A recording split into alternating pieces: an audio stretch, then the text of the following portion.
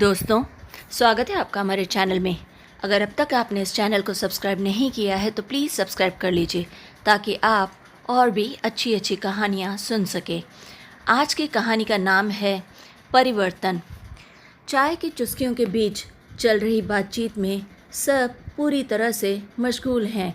बीच बीच में लग रहे ठहाकों से माहौल अब खुशनुमा बना हुआ है। सबके चेहरों पर हंसी है, पर भावना का चेहरा थोड़ा फीका लग रहा है। ऐसे लग रहा है जैसे वह अपने आप में ही गुमसुम सी अकेली बैठी है।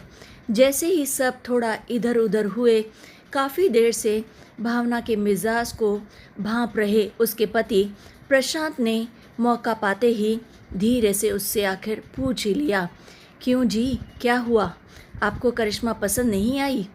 अचानक पूछे इस सवाल पर अपनी दुनिया से वापस आते हुए भावना ने ज़रा झिझकते हुए कहा, हाँ, लग तो अच्छी रही है, पर क्या? भाई क्वालिफाइड है, सुंदर है, और क्या चाहिए? और कौन से गुण चाहिए? प्रशांत ने भावना के पर को पूरी तरह से ख़त्म करने के लिए दो जवाबों के साथ एक सवाल छोड़ दिया। इससे पहले कि भावना कुछ और कह पाती, मुस्कुराते हुए संजय और सीमा उनके पास आ गए। उनके पास आते ही वे दोनों एकदम से चुप हो गए। तो क्या खुसर पुसर चल रही है आप दोनों में? शादी की तारीख तय करने की बातें कर रहे थे क्या? संजय ने प्रशांत से पूछा। तो भावना और प्रशांत दोनों एक दूसरे की ओर देखकर चुपचाप से केवल मुस्कुरा दिए। आप लोग तो ऐसे शर्मा रहे हैं जैसे आपकी शादी की बात हो रही हो, बस और क्या। अरे, संजय ने मौका पाकर उनकी टांग खिंचाई करते हुए कहा, वैसे शादी के बाद हनीमून के लिए कहाँ जाने का इरादा है जनाब का? बस भी कीजिए आप, मजाक की भी हद होती है। भावना और प्रशांत को झेपते हुए देखकर सीमा ने संजय को ज़रा सा डांटते हुए कहा, बोलने दीजिए भाभी, मेरा होने वाला समधी है आखिर, मुझसे तो मजाक करना बनता ही है, इतना तो हक है इसका। प्रशांत ने अब कहा, वैसे मौका मिलने पर ये भी तो मुझे अपने लपेटे में लेने से बिल्कुल नहीं चूकता है। संजय के जवाब में माहौल अचानक से ठहाकों से गूंज गया। दरअसल प्रशांत दुआ और संजय शर्मा कॉलेज के दिनों के दोस्त हैं। BHU से पोस्ट ग्रेजुएशन करने के बाद दोनों अपनी अपनी तरह से पढ़ाई करने लगे। प्रशांत अपने पिता का बिजनेस संभालने के लिए कानपुर चले गए और संजय ने अगले 2 साल इलाहाबाद में जाकर UPSC की तैयारियां की और सिविल सर्विस में जाने की अपनी पुश्तैनी परंपरा को बरकरार रखी। जब संजय का तबादला कानपुर हुआ तो उन दोनों का आपस में फिर से मिलना हुआ। दोनों पुराने दोस्तों की मुलाकात हुई और इस रिश्ते को और पुख्ता बनाने की शुरुआत भी।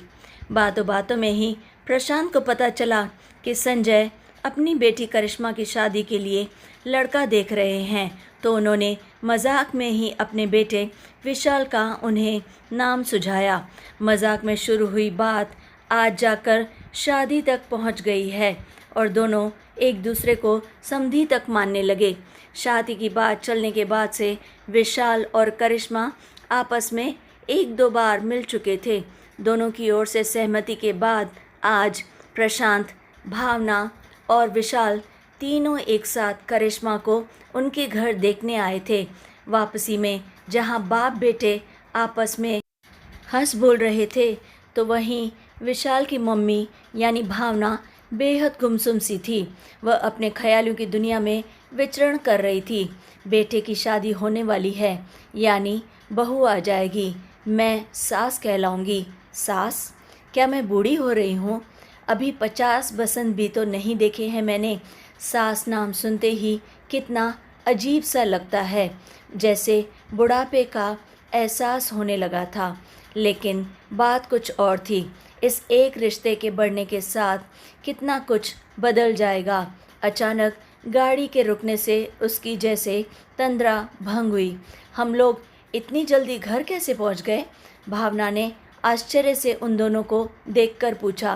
प्रशांत ने आदतन चुटकी लेते हुए कहा, समय तो उतना ही लगा, पर तुम तो बहू लाने की खुशी में सब कुछ जैसे भूल ही गई थी और उसी के सपने देख रही थी। एक खींची हुई मुस्कान के साथ गाड़ी से उतरते हुए बिना कुछ कहे भावना ने प्रशांत की ओर देखा और प्रतिक्रिया मिलने की प्रशांत की इच्छा पर पूरी तरह से विराम लगा दिया। उसे घर पहुंचाने के बाद प्रशांत अपने ऑफिस चले गए और विशाल अपनी डिस्पेंसरी। जी हाँ, विशाल एक डॉक्टर है। चूँकि आज भावना ने छुट्टी ले रखी थी, सो वह घर पर अकेली रह गई। घर पर अकेले फिर अपने ही ख्यालों में फिर से खो गई। वैसे लड़की देखने में तो काफ़ी अच्छी है, पर माँ बाप की इकलौती है, सो नकचड़ी तो ज़रूर होगी। पर स्वभाव तो उसका अच्छा ही लग रहा था। बातचीत में भी काफ़ी अच्छी थी, काफ़ी विनम्र स्वभाव है, पर कौन जाने सब बनावटी हो तो। अब यह तो बाद में ही पता चलेगा। फिर उसे खुद अपनी सोच पर गुस्सा आ गया। मैं यह सब क्या सोच रही हूँ, और बल्कि क्यों सोच रही हूँ? मैं इतनी शंकालु और ईर्ष्यालु कब से हो गई? मैं लगातार ये सब नेगेटिव चीज़ें क्यों याद कर रही हूँ? मैं नाहक ही परेशान हो रही हूँ। मैं खुद ही तो चाहती थी कि घर में जल्दी से जल्दी एक बहू आ जाए। स्कूल से आने के बाद दिन बिल्कुल नहीं कटता। ऐसा सोचकर वह अपने दिल को समझाने का प्रयास करती है, पर पता नहीं क्यों उसे यह सब उतना अच्छा नहीं लग रहा है जितना उसने सोचा था। ऐसा भी नहीं था कि उसे करिश्मा पसंद ना आई हो। प्रशांत के जिगरी दोस्त की इकलौती बेटी है और देखने में भी काफ़ी ठीक ठाक, एक क्वालिफाइड डॉक्टर वह भी है। फिर ऐसे नकारात्मक विचार उसके मन में क्यों आ रहे हैं? उसने खाना खाया और अपने कमरे में आराम करने के लिए आ गई। बिस्तर पर लेटी, पर नींद भी नहीं आ रही थी। वह उठी और अलमारी से फ़ोटो एल्बम निकाल लाई। एल्बम के पन्ने अब वह धीरे धीरे पलटने लगी। विशाल की तस्वीरों को गौर से देखते हुए वह सोचने लगी, विशी कितना भी बड़ा हो जाए, मेरा विशी तो केवल मेरा विशी ही रहेगा। पर क्या उसके लिए भी मैं वही रहूँगी? कहीं वो बदलेगा तो नहीं? अब तक अपनी हर छोटी बड़ी चीज़ के लिए माँ माँ की रट लगाए फिरता है, बिल्कुल मेरी नज़रों से दूर नहीं जाता है। कितनी बार प्यार से झिड़कती हूँ, शादी हो जाएगी और 2-3 बच्चों का बाप बन जाएगा, पर हरकतें तब भी बच्चों वाली ही करेगा। क्या यही रहेंगी उसकी आदतें? इस पर वह भी मुस्कुरा कर कहता है, 2-3 क्या माँ, अगर मैं 5 बच्चों का भी बाप बन जाऊँगा ना, तब भी अपनी माँ का बच्चा ही रहूँगा। बस आपके लिए मैं वही विशी रहूँगा। सच कहूँ तो मुझे भी विशी की ऊटपटांग हरकतें बहुत ज़्यादा भाती हैं। मुझे याद है मैंने वो 5.5 साल कैसे रो रो कर काटे हैं जब वह MBBS करने के लिए जबलपुर गया था। वहीं पर उसने आगे की पढ़ाई की थी। स्कूल से आने के बाद हर समय उसी की यादों में खोई रहती थी। हर दूसरे रोज़ उससे फ़ोन पर लगातार बात करती थी, और तो और फिर भी मैं हर दिन उसे एक चिट्ठी ज़रूर लिखा करती थी। वैसे उसमें बातें तो केवल वही रहती थी, जैसे खाना समय पर खाते हो या नहीं, मेस में खाना अच्छा मिलता है या नहीं, वहाँ तुम्हारा मन लग रहा है ना, छुट्टियाँ कब मिलने वाली हैं, मेरे भेजे लड्डू तुम्हें मिल गए ना, गिन कर रखे थे 25 थे, पूरे गिन कर लेना, और टूटे तो नहीं थे। कभी सोचती हूँ तो खुद पर हंसी आ जाती है कि ये भला कैसे सवाल हुए। यह कभी नहीं पूछा मैंने कि पढ़ाई लिखाई कैसी चल रही है, शायद ही कभी पूछा हो मैंने, पर शायद माँ के दिल में अपने बच्चों के लिए केवल इसी तरह के सवालों की प्राथमिकता होती है, और मैं यही पूछती रही। पहले साल घर आने पर विशी ने प्यार भरी उल्हानों के साथ मुझसे कहा था, क्या माँ, तुम रोज़ ही वही बात लिखती हो? बंद चिट्ठी देखकर भी ऐसे पता चल जाता है कि इसमें क्या कुछ लिखा गया होगा। चिट्ठी आने के बाद मेरे रूममेट मुझसे कहते हैं, लो आ गई विशाल की माँ की गाइडलाइन, बस वही सब बातें लिखी होंगी। पर एक बात कहूँ माँ, जबलपुर में रहने के बाद मैं तुम्हारी चिट्ठियों को बहुत ज़्यादा मिस करता हूँ। ऐसा कहो कि मैं उसका इंतज़ार करता हूँ। तो क्या करती विशी, तेरे बिना सब कुछ सूना सूना लगता है, इसलिए तुझे रोज़ चिट्ठी लिखती हूँ। अच्छा चल बता, क्या तुझे मेरी याद नहीं आती? मैंने उसके सिर पर हाथ फिराते हुए बाल सुलभ उत्सुकता के साथ उससे आखिर पूछ ही लिया था।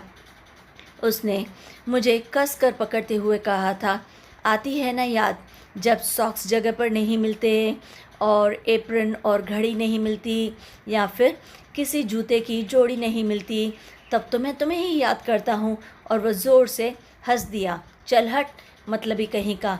जब सॉक्स, कपड़े, जूते का ख्याल रखने वाली मिल जाएगी तो क्या मुझे भूल ही जाएगा तू? अपनी माँ को ऐसे ही भूल जाएगा तू? विशी दांत दिखाकर हंसने लगा तो मुझे गुस्सा तो बहुत आया, पर दूसरे ही पल मुझे लगा कि ऐसा थोड़ी ना होगा। माँ तो आखिर माँ होती है, मुझे भला वह कैसे भूल जाएगा? वह तो मुझे तब भी हमेशा याद रखेगा। कहीं मुझे करिश्मा में विशी के सॉक्स, कपड़े, जूते का ख्याल रखने वाली यानी माँ की अहमियत को कम करने वाली तो नज़र नहीं आ रही है? कहीं यही मेरी अनमनी खुशी का कारण तो नहीं? आखिर मेरा मन इतना दुखी क्यों है भला?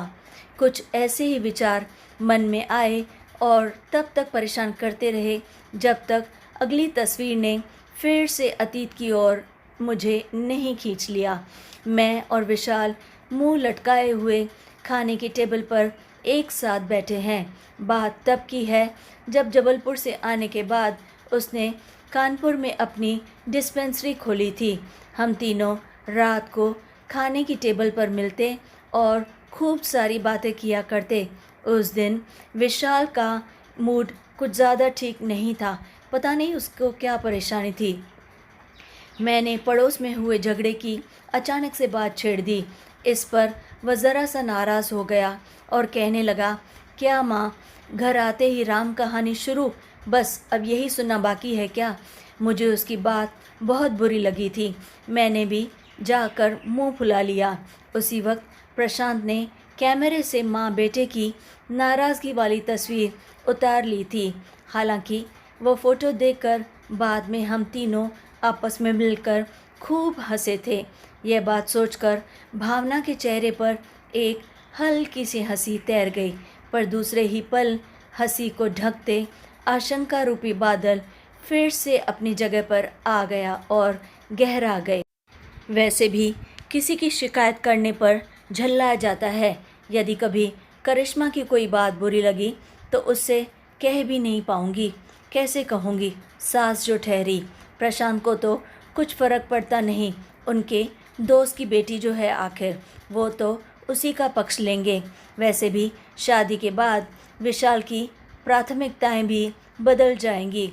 मुझसे कहीं ज़्यादा अब उसे करिश्मा उसकी प्राथमिकता बन जाएगी। माँ के स्नेह की डोर अब कमज़ोर पड़ने लगेगी। फिर तो मैं पूरी की पूरी अकेली पड़ जाऊंगी इन सब के सामने। ऐसे ही ख्याल उसे पूरे दिन सताते रहे। आराम करने के इरादे से अपने कमरे में आई भावना अपने ख्यालों द्वारा गढ़े गए बोझ से और भी ज़्यादा परेशान होती गई। उसका दिन बेहद बुरा गया था। रात को प्रशांत जब घर आए, उन्होंने भावना के उदास और लटके हुए चेहरे को देखकर कहा, क्या हुआ?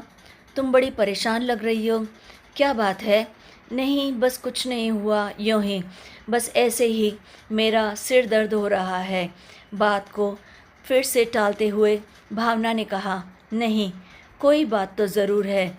मैं कल से ही तुम्हें नोटिस कर रहा हूँ, ज़रूर तुम्हें कोई बात खाए जा रही है, इसलिए तुम बिल्कुल चुप हो गई हो। संजय के घर पर भी तुम उदास उदास सी लग रही थी। प्रशांत के कुरेदने पर भावना ने अपनी मन की गांठों को खोलना शुरू कर दिया। दरअसल मैं यह सोचकर बहुत परेशान हूँ कि शादी के बाद विशाल बदल गया तो उसकी बात को बीच में ही काटते हुए विशाल ने कहा, हाँ भाई, फिर तो बड़ी मुश्किल हो जाएगी, है ना? अच्छा, तो ये सब चल रहा है तुम्हारे मन में। तुम्हारी तो बड़ी फजीयत होगी। फिर हमारे घर में भी सास बहू की लड़ाई होगी। होठों पर आ रही हंसी को बड़ी देर से दबाने की कोशिश कर रहे प्रशांत ज़ोर से हंस पड़े। प्रशांत के ऐसा करने पर उसकी झल्लाहट अब गुस्से में बदल गई। वह वहाँ से गुस्से में उठ जाना चाहती थी, लेकिन वहीं बैठी रही। तुम्हें तो हर बात में खीसे निपोड़ने की आदत है और तुम्हें हर बात पर ख्याली टेंशन पकाने की।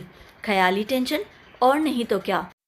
तुम्हें क्या पता, अगर तुम मेरी जगह होते तब तुम्हें पता चलता कि मैं कौन सी सिचुएशन में हूँ।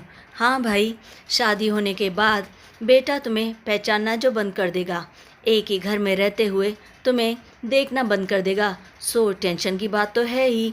प्रशांत ने अचानक से चुटकी लेते हुए कहा। इस पर भावना और भी ज़्यादा भड़क गई।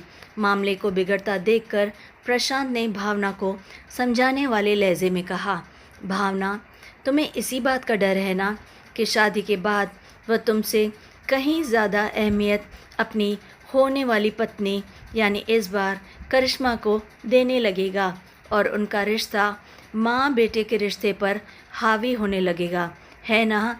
तुम्हें लग रहा है कि वो तुम्हें इग्नोर करने लगेगा? भावना ने हाँ में सिर हिलाया। तो इसमें नई क्या बात है? ऐसा तो हमेशा से होता आया है। अपनी शादी के पहले तक मैं जितना अपनी अम्मा पर निर्भर था, शादी के बाद उतना कभी भी नहीं रहा। शादी के बाद मैं पूरी तरह से तुम ही पर आश्रित रहता था। तो क्या अम्मा को इस बात का एहसास नहीं होता रहा होगा? ज़रूर होता होगा, पर क्या उन्होंने इस बात को दिल में रखते हुए कभी तुमसे कोई मनमुटाव किया? नहीं ना। फिर तुम क्यों ऐसा सोचती हो? तुम सबसे अलग हो क्या? वो ऐसा क्यों सोचती भला? मैंने उन्हें कभी मौका ही नहीं दिया। मैंने तो हमेशा उन्हें अपनी माँ से भी बढ़कर स्नेह दिया है और उनकी कही हुई हर बात मानी है। भावना ने अपना पक्ष रखते हुए कहा। तो करिश्मा को तुम बेटी की तरह मानो, फिर ऐसी कोई मुश्किल ही नहीं आएगी सामने। क्या ये तुम्हें समझ में नहीं आता? तुम्हारा कहना 100% सही है प्रशांत, पर मैं क्या करूं? मेरा मन इस परिवर्तन को स्वीकार करने के लिए तैयार ही नहीं है। लेकिन और यदि जैसे कई कारण मेरा मन मुझे गिना रहा है, और सच कहूँ तो मुझे बहुत झिझक महसूस हो रही है। ऐसा लग रहा है जैसे मैं विशाल पर किसी और का अधिकार बर्दाश्त नहीं कर पाऊँगी। आखिर पूरे 25 साल मेरे अकेले का अधिकार उस पर रहा है। लेकिन भावना, यह परिवर्तन एक दिन में तो नहीं आया है ना? तुम्हें याद है विशाल के 15वें बर्थडे पर जब तुमने छुट्टी ली थी ताकि पूरा दिन उसके साथ बिता सको, लेकिन उस दिन उसने क्या किया था? वह अपने दोस्तों के साथ बाहर चला गया था क्योंकि वह बर्थडे उन्हीं के साथ मनाना चाहता था। तो तुम्हें बहुत ज़्यादा बुरा लगा था। तुमने विशाल को कितनी डांट लगाई थी और उसके दोस्तों को भी बहुत ज़्यादा भला बुरा कहा था, पर बाद में तुमने खुद माना कि एक निश्चित उम्र के बाद अभिभावकों से कहीं ज़्यादा महत्वपूर्ण दोस्त हो जाते हैं। ठीक इसी तरह शादी के बाद माँ के बदले बीवी थोड़ी ज़्यादा अहमियत रखती है, और अभिभावक चाहे कितने भी आज़ाद ख्याल क्यों न हो, बच्चे अपने कुछ राज अभिभावकों से कभी भी शेयर नहीं कर पाते। पर इसका मतलब यह तो नहीं होता कि अभिभावकों का दर्जा उनके अपने लिए गौण हो जाता है। बिल्कुल नहीं, वे उनके लिए काफ़ी इम्पोर्टेंट होते हैं। भावना हामी भरते हुए सहमति में सिर हिलाती जा रही थी। प्रशांत आगे कहते गए, ठीक उसी तरह जीवन के एक पड़ाव पर दोस्तों से भी कहीं ज़्यादा सामीप्य वाले अपने रिश्ते की ज़रूरत महसूस होती है। माँ बाप की अपनी जगह होती है और बीवी की अपनी। जीवन में आगे बढ़ने के लिए भावनात्मक संबल की आवश्यकता होती है। सीधे सीधे कहूँ तो एक हमसफ़र चाहिए होता है। मेरे लिए वह सहारा और संबल तुम हो, और विशाल के लिए वह सहारा अब करिश्मा होगी, ऐसा मैं सोच रहा हूँ। और वैसे भी भावना, तुम यह तो मानती हो ना कि वैसे भी हम जिंदगी भर तो उसके साथ नहीं रह सकते। आखिर अपनी उम्र के हिसाब से ही हम उसके साथ रहेंगे। फिर तुम्हें इस परिवर्तन को खुशी खुशी और हंसते हुए स्वीकार करना चाहिए, हिचकते हुए नहीं। अब धीरे धीरे भावना के चेहरे पर चिरपरिचित मुस्कान लौटने लगी थी। उसने परिवर्तन को स्वीकारने का मन बना लिया है। वह उसकी आंखों की चमक से बयां हो रहा था। उसने थोड़ा झेपते हुए कहा, अच्छा, अब मैं समझ गई। परिवर्तन को स्वीकार करने में ही सबका हित है। पर क्या करिश्मा विशाल को अच्छे से संभाल पाएगी? वह उसके साथ खुश तो रहेगा ना? इस पर प्रशांत ने मुस्कुराते हुए कहा, भाई ये तो वक्त ही बताएगा। पर कोई मुझसे ये पूछेगा कि सास बहू में लड़ाई क्यों होती है, तो मैं उसे बहुत ही अच्छे से समझा सकता हूँ। मैंने अभी अभी अपना घर को ही देखा है। इस पर दोनों एक साथ हंस पड़े और बेटे की ज़िंदगी में आने वाले परिवर्तन की तैयारियों में जैसे ज़ोर शोर से लग गए। तो दोस्तों, कैसी लगी आपको अब तक की कहानी? अगर अच्छी लगी हो तो हमारे चैनल को याद से अभी से फटाफट से सब्सक्राइब कर लीजिए। और हाँ, कमेंट्स में अपनी राय ज़रूर दीजिए। आपको क्या लगता है, क्या भावना भाभी इसी तरह चुप हो जाएंगी?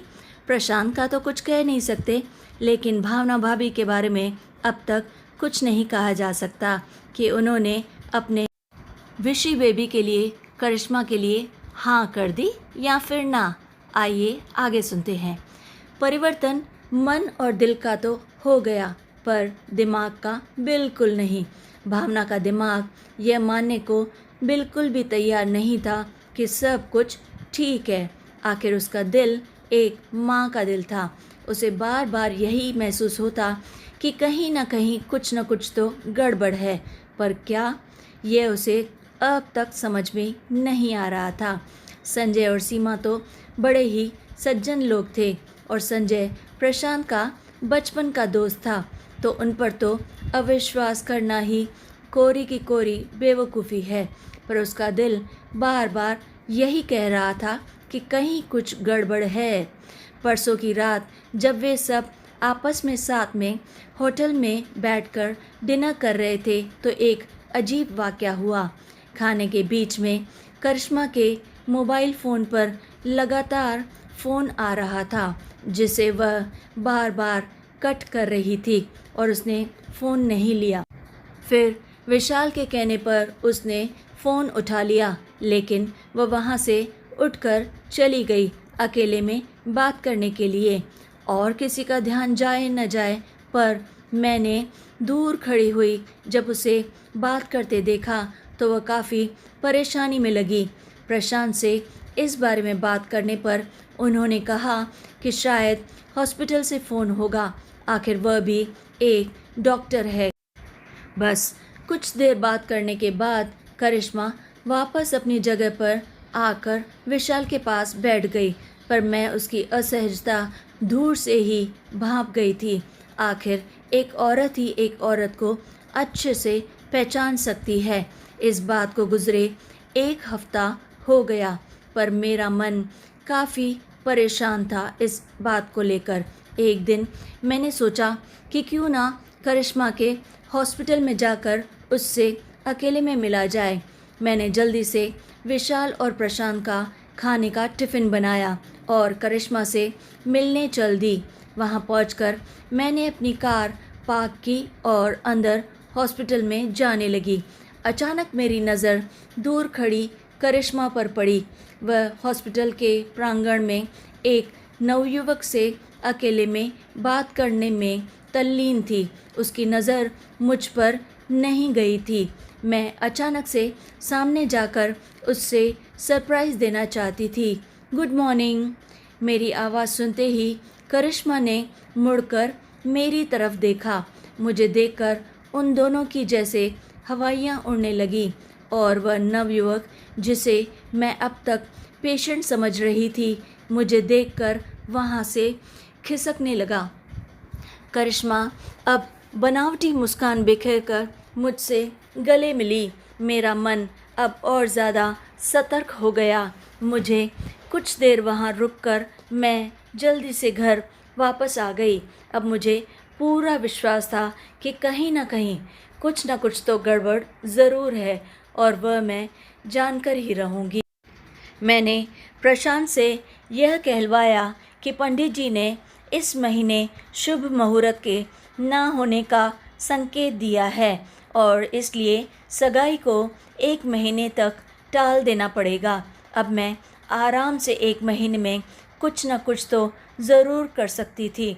आखिर मेरे बेटे की ज़िंदगी का सवाल था। दूसरे दिन सुबह मैं करिश्मा के हॉस्पिटल गई और बहाने से एक नर्स से बातचीत करने लगी।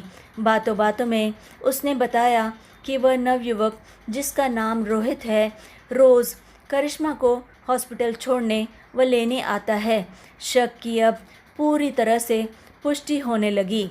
अगले दिन बहाने से मैं हॉस्पिटल के वेटिंग लॉन्ज में इंतज़ार करने लगी, किसी पेशेंट के रिश्तेदार के जैसे, क्योंकि मुझे पता था कि करिश्मा शाम को ठीक 6 बजे घर के लिए निकल जाएगी। खुद को छुपाने के लिए उसने एक बुर्का पहन लिया था। ठीक 6 बजे रोहित वहाँ आया। करिश्मा भी उसी का इंतज़ार कर रही थी। पास आते ही रोहित ने उसे गले लगाते हुए कहा, मैडम चलें? करिश्मा ने उसे ढकेलते हुए कहा, क्या कर रहे हो तुम? कोई देख लेगा। करिश्मा, तुम अच्छी तरह जानती हो कि मैं तुम्हारी हर बात नहीं मान सकता। नाराज़ क्यों हो रहे हो? नाराज़ न हूँ तो क्या करूँ? सब बातें तो मान ली तुम्हारी, अब क्या मुझसे मिलने पर भी पाबंदी लगाओगी तुम? अरे नहीं रोहित, बस थोड़ा सा रुक जाओ, 1 महीने के लिए रुक जाओ, फिर देखना कैसे मैं अपने मम्मी पापा को मज़ा चखाती हूँ। उन्होंने ही तुम्हें मेरे लिए अस्वीकार कर दिया था ना, अब देखना कैसे उनको मज़ा चखाती हूँ। पर करिश्मा, इसमें उस बेचारे विशाल का क्या दोष? उसका तो कोई कसूर नहीं है। मैं क्या करूँ रोहित, कभी कभी गेहूं के साथ घुन भी पिस जाता है। मैं मानती हूँ इस वक्त तुम्हारे पास नौकरी नहीं है, पर इसका मतलब यह तो नहीं कि मैं तुम्हारे साथ खुश नहीं रह सकती। और मैं भी तो कमा रही हूँ ना, तो फिर पर मेरी मम्मा को कौन समझाए? वह तो एक ही बात पर अड़ गई हैं। उनका कहना है कि एक डॉक्टर ही एक डॉक्टर का अच्छा जोड़ीदार बन सकता है और उसे अच्छे से समझ सकता है। पर तुम बिल्कुल मत घबराओ, मैंने कोर्ट में शादी के पेपर्स डाल दिए हैं और 1 महीने के अंतराल के बाद हम दोनों चुपचाप शादी कर लेंगे। तब मम्मी पापा को मेरी बात माननी ही पड़ेगी, फिर उनके पास कोई भी विकल्प नहीं रहेगा। यह सारी बातें सुनकर भावना अचानक से सकते में आ गई और उसने गुस्से में अपना बुर्का ऊपर उठा लिया। उन्हें अपने सामने देखकर करिश्मा और रोहित बुरी तरह घबरा गए। पहले तो भावना खूब ज़्यादा गुस्से में थी, पर फिर पूरी हकीकत ठंडे दिमाग से सोचने पर उसे करिश्मा पर तरस आने लगा और फिर उसने करिश्मा की मदद करने की ठान ली। आखिर वह भी किसी की बेटी ही है और अब तक विशाल की उसके साथ सगाई नहीं हुई थी। तब फिर उसका आक्रोश करना भी नहीं बनता। घर आकर भावना ने सारी बातें प्रशांत को बताई। तब फिर उसी दिन शाम को भावना और प्रशांत अपने दोस्त संजय के घर गए और वहाँ रोहित को भी उन्होंने बुलाया था। सारी बातों को अच्छी तरह से सुनने के बाद सीमा और संजय को अपनी गलती का एहसास हुआ और वह रोहित और करिश्मा की शादी करने के लिए मान गए। इस सब के लिए भावना बहुत ज़्यादा खुश थी, क्योंकि उसके बेटे विशाल की ज़िंदगी बर्बाद होने से बच गई थी। अब परिवर्तन तो ज़रूर हुआ था, पर इस बार उसका नहीं, बल्कि संजय और सीमा के दिलों का। पर वैसे भी कहते हैं ना, अंत भला तो सब भला। तो दोस्तों, कैसी लगी आपको ये कहानी। अगर अच्छी लगे तो लाइक और शेयर ज़रूर करें, और हाँ, कमेंट्स में अपनी राय ज़रूर बताएं, और फिर हमारे चैनल को सब्सक्राइब करना बिल्कुल ना भूलें। तब फिर लाइक, शेयर एंड सब्सक्राइब।